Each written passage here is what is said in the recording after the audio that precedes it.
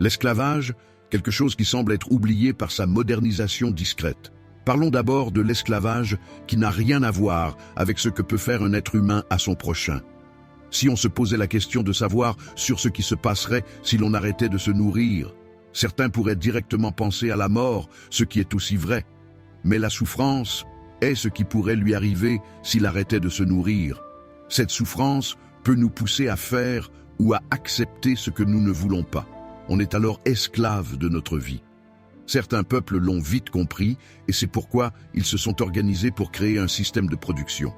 En manque de matériaux qui pourraient accélérer cette production, ils se sont tournés vers d'autres pays, en Afrique et Asie.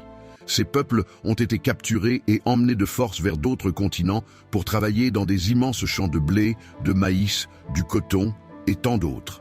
L'humain est allé jusqu'à enchaîner et torturer un autre humain pour s'offrir une vie sans souffrance.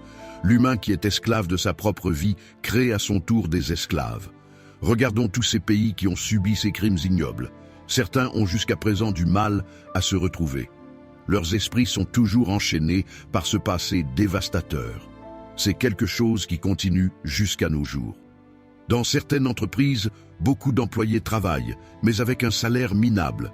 Dans certains pays d'Afrique, d'Asie, mais aussi d'Europe, où une seule personne croyait être le salut de tout un pays, en ignorant leur peine.